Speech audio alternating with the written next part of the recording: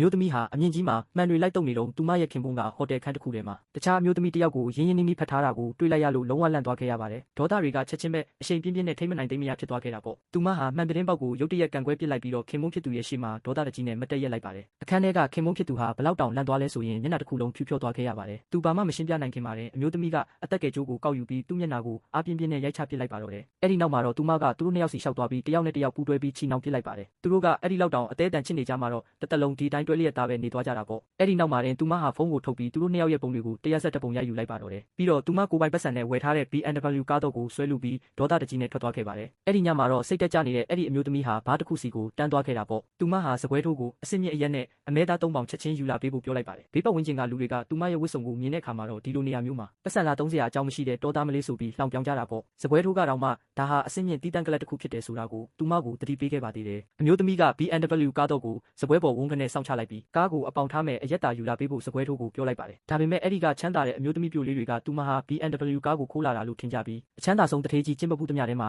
အကြီးကျယ်ဆုံးဖြစ်တဲ့အောင်သွဲပေးပွဲကိုတက်ရောက်နိုင်ဖို့အတွက်သူတို့လိုလူကုန်ထံတယောက်လိုဟန်ဆောင်နေတာလို့တောင်ပြောဆိုကြပါတယ်အဲ့ဒီပွဲကိုသူမရဲ့သားအတွက်စီစဉ်ပေးထားခဲ့တာပါဒါကိုကြားလိုက်ရပြီးနောက်မှာတော့အမျိုးသမီးရဲ့မျက်နှာပေါ်မှာဝေခွဲမရတဲ့အမှုအရာတစ်ခုပေါ်လာခဲ့ပါတယ်တကယ်တော့ဒီနေ့တီးတန်းကလပ်မှာလူစုနေကြတာဟာအချမ်းသာဆုံးတထေးကြီးရဲ့ဇနီးဖြစ်သူကသူမရဲ့ CEO တားဖြစ်သူအတွက်အထူးစီစဉ်ပေးထားတဲ့အောင်သွဲပေးပွဲဖြစ်နေလို့ပါပဲလွန်ခဲ့တဲ့9နှစ်တုန်းကသူဟာတယောက်ယောက်ရဲ့မယိုးမသားလုပ်ကြံခြင်းကိုခံခဲ့ရပြီးအမျိုးသမီးတွေကိုပြင်းပြင်းထန်ထန်ယွန်ရှာမုန်းတိစိတ်ဖြစ်ပေါ်နေခဲ့တာဖြစ်ပါတယ်မိသားစုမျိုးဆက်မပြတ်စေဖို့အတွက်အမေဖြစ်သူကသူ့ရဲ့အတွင်းရင်းမှုကိုဘာပဲဖြစ်ဖြစ်တားဖြစ်သူကိုစိတ်ငြိမ်သွားအောင်လုပ်ပေးနိုင်မဲ့အမျိုးသမီးတစ်ယောက်ကိုမရရအောင်ရှာဖို့အမိန့်ပေးခဲ့တာပေါ့ဒါပေမဲ့ CEO ဟာအလှပတွေအပြင်ဆင်တွေအလွန်အကျွံပြင်ဆင်ထားတဲ့အဲ့ဒီချမ်းသာတဲ့အမျိုးသမီးပြိုလေးတွေကိုလုံးဝစိတ်မဝင်စားရုံတင်မကပါဘူးသူဟာရဲကိုတောင်ဖုန်းဆက်ပြီးဒီတီးတန်းကလပ်ကိုတိုင်ကြားခဲ့ပါသေးတယ်ဒါပေမဲ့သူပြန်ဖို့လုပ်နေတော့မှပဲအောက်ထပ်မှာယူနန်နဲ့အမျိုးသမီးတစ်ယောက်ကတစ်ချိန်လုံးပြဿနာရှာနေတယ်ဆိုတဲ့သတင်းကိုကြားလိုက်ရပါတယ်လူဝီ33အရက်2ပလင်းတောက်ပြီးတောင်းကျမ်းနေတယ်ဆိုတာကြောင့် CEO လည်းဆက်စုကျင်စိတ်နဲ့တွားကြည့်မိတာပေါ့မထင်မှတ်ဖဲနဲ့အဲ့ဒီအမျိုးသမီးဟာရုတ်တရက်ခြေထောက်တွေပျော့ခွေသွားပြီးသူ့ရဲ့ရင်ခွင်ထဲကိုတက်တက်ကြီးပြုတ်ကျလာခဲ့ပါတော့တယ်အဲ့ဒီခန့်ညားတဲ့မျက်နှာကိုကြည့်ပြီးအမျိုးသမီးက CEO ကိုဒီကလပ်မှာအလုပ်လုပ်တဲ့အဖော်ပြုကောင်လေးလို့ထင်မှတ်ပြီးသူ့ကိုတက်တက်ပဲနမ်းပစ်လိုက်ပါတယ်အဲ့ဒီခါကျမှပဲဘေးကလူအားလုံးက CEO ဟာ